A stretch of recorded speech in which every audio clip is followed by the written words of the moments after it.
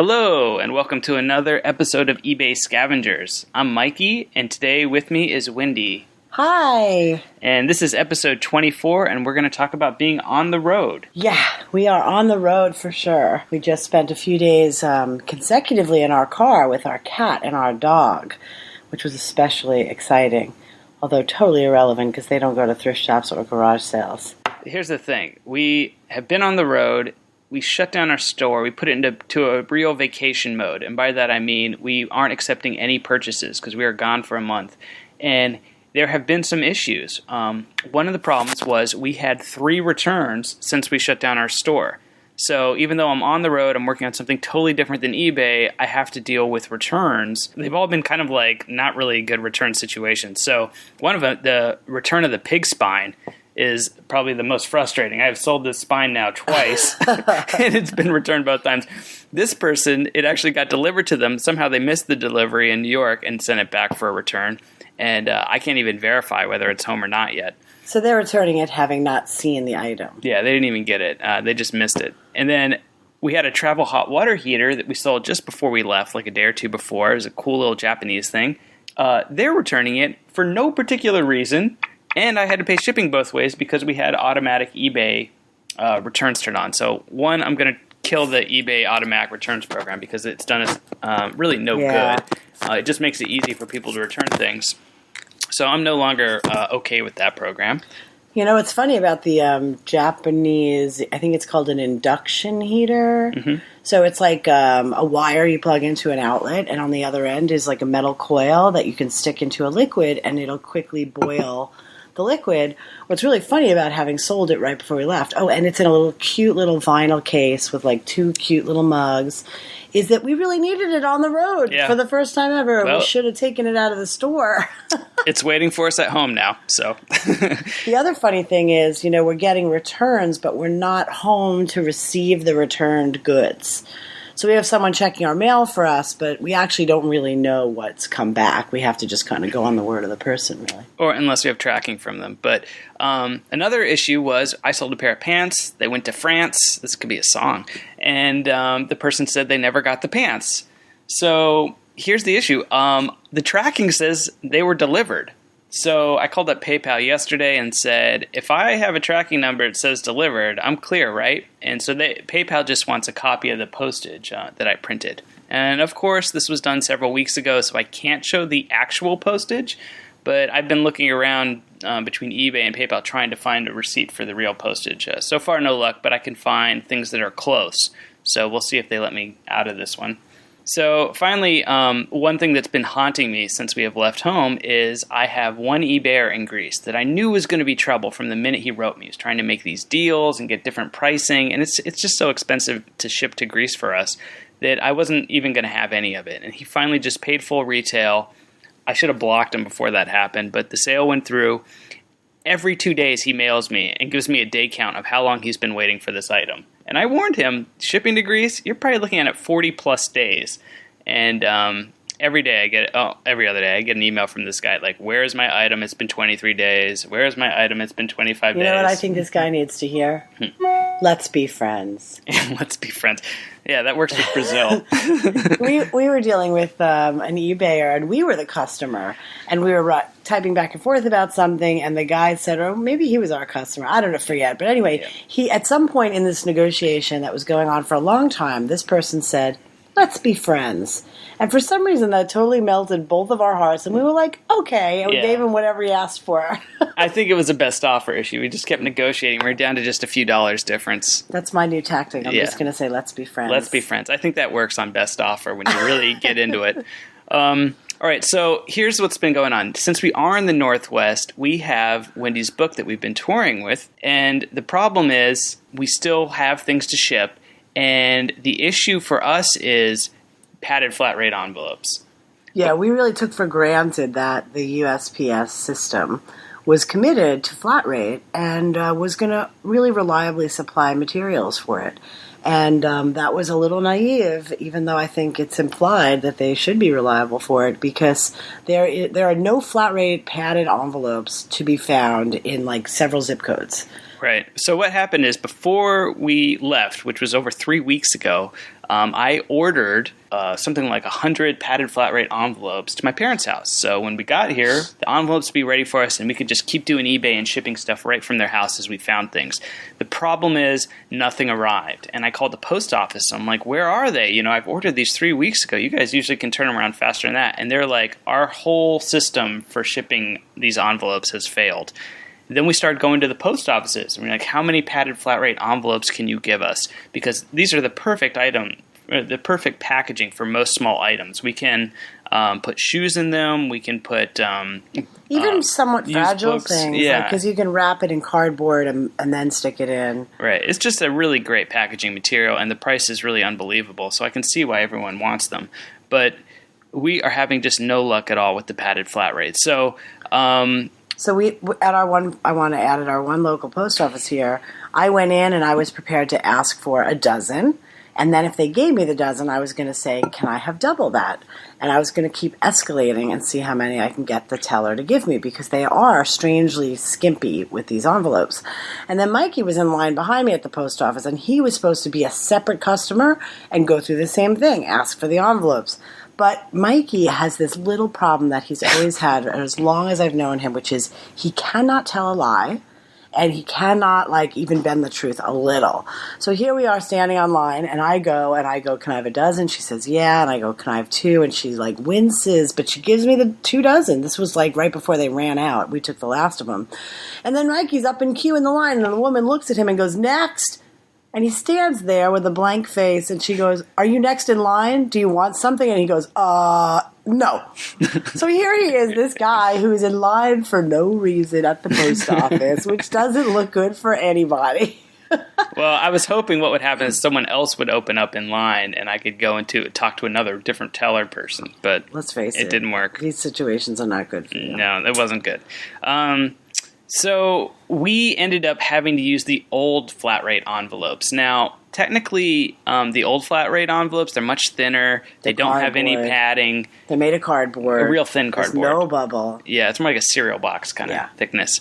Anyway, those worked for our needs for a little while, but they're really not the material we wanted. And the other issue I've been finding with padded flat rate versus flat rate is the shipping price is different. But depending on if you're shipping not through eBay, if you're just shipping through PayPal or some other less updated services, flat rate envelope is 65 cents less than padded flat rate. So we're actually not even paying the correct postage when we use padded flat rate. So because our services are not giving us the option to choose it. Yeah, PayPal in particular doesn't give us the option. So that's frustrating. So I'm kind of in a really bad place right now with the post office and padded flat rate and PayPal not even being current. Do you think you're going to get through this? I might not make it. Do we need support? I mean, this could be the end of eBay Scavengers. I think this podcast should be called The Run on Padded Flat Rate. Yeah, what are we going to do? So at the moment, as a last-ditch effort, I called the post office. I tried to order more. The lady's going to ship me 1,200 padded flat rate envelopes. In theory, one day. Yeah, it sounded like it was a little faster if you called the post office, because I said there's a 2-day processing period if you just order off the USPS website. So maybe it would be faster. Not only that, I want to remind you that you said, yes, mail me 1,200 to here, the Northwest, where we were visiting. We're going to be gone. And then you also said, mail me 1,200 to where I live in New Mexico. What? I think that was combined. Yeah, I think that was 500 each way. So on the other side, so this is all the downsides so far of being on the road. And let's face it, it's only the first week and we're getting acclimated and learning things. But some fun things that are happening are we went and stayed at a friend's house and crashed at a crash pad.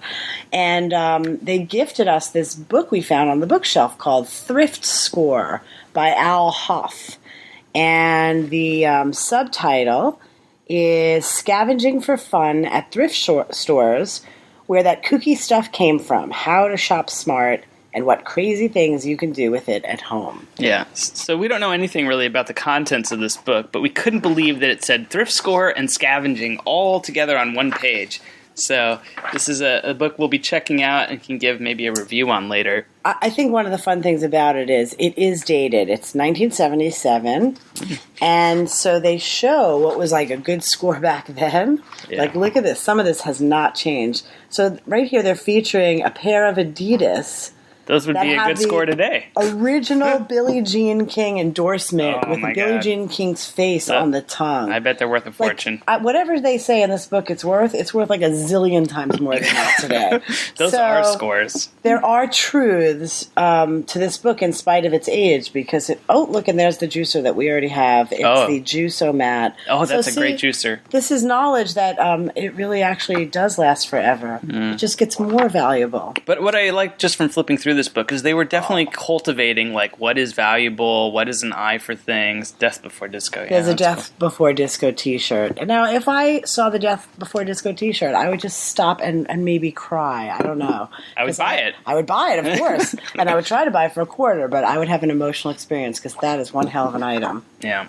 So one of our issues of being in the Northwest is this is a tough place to thrift. And in particular, we're in a region that's not that affluent. Like, there's not much old money here or wealth or other things. So when we go to thrift stores here, they're like ghetto. They're rough. And the prices are high. The merchandise is like stained and torn. Wendy forgot a sweater. She went to go buy one. It was like misery. Yeah. So, this is something that I find particularly interesting, which is the way that thrift gives you a window into a culture. So, there was a day, I guess it was a little more than 15 years ago, maybe 20, where you can drive around the United States and Boston had a Boston-ness to it. And San Francisco felt like San Francisco. Each city had its essence. It had a vibe. And then about 2000, even before, I would say 95, the homogenization occurred, the strip malls, and then there were the franchises that blanketed over the country, the Gap, and so on. And you can really see through the eyes of thrift all of these changes. And in particular, what's happening is thrift more and more, I have found, especially in cities, is turning into that homogenized Gap franchise level of mediocre. Yeah. And those really special items are hard to find. So some of the qualifying factors for really looking for a good hotspot for thrift, I think, is, as you mentioned, affluence. So wealthy communities that have been around a while. So I would say homes built in the 50s and the 70s, but the older the better. Yeah. And certainly towns with a history, like, an old mining town, anything that put a population in place, and periods of wealth. I know where we're from, our small town had wealth in the 70s and in the 50s. So even though it's a poor town today, when grandma dies, knock on wood, the yard sale is revealing all of this mid-century modern stuff and this really well-branded stuff. So we've made multiple stops at the thrift stores here and have not had luck. We hit a couple of more yard sale things and have not had luck. And we're talking about a pretty wide range of areas that we've been peeking around in. But I think this weekend is our first chance to really go out and try to target a better, wealthier area. And this week we're going to go to neighborhoods based on wealth and longevity. How long has this neighborhood existed? And I think this might be a good time to throw it out to our readers that if you have a system for targeting neighborhoods that are a little more wealthy, what do you use? Because I was thinking that we would use a combination of Zillow, which is a way to find houses and to look at houses by pricing, and combine that with the Yard Sale Mapper app for iPhone, which just shows all the yard sales in your area. Now, we have never done it, and I can't say I'm particularly drawn to this as a technique, but there are people who follow the obituaries. Yeah, I like the idea of the obituaries. But it's kind of freaky. It's a little morbid, yeah. It sort of takes some of the fun out of just like thrifting and scavenging. But it is practical. It just feels weird to think in those terms and to want to celebrate the end of a life, Right. But anyway, so these are all things that come up. So another thing that I thought was interesting about thrifting in a town not my own, because I've really known very little about the Northwest of the United States, is it's kind of like the new museum as far as I can tell. Like, we went into a whole bunch of a strip of thrift shops, and they all carried tons of Asian merchandise. And this was so foreign to me. I was like, wow, this is so weird. And of course, if you think your way through it, this is a place with ports. There's military bases. So there's these ways that Asian culture is coming through. And of course, they have a large Asian population. But I thought it was interesting to look at thrift with this cultural lens and the way that it can teach you about a place. Yeah, it's a little more of the flavor here is more Asian stuff with actually, Korean writing and things like that. Yeah. So one of our dramas with being on the road is we're staying with my folks and their house flooded. Like they are snowbirds. They came home for the winter, turned the water on. There was a leak and it just flooded the basement. And so far we found our first item through their through the remains of their flood, Due to flood. Yeah, which is looks like it's going to be $100 plus bottle of perfume.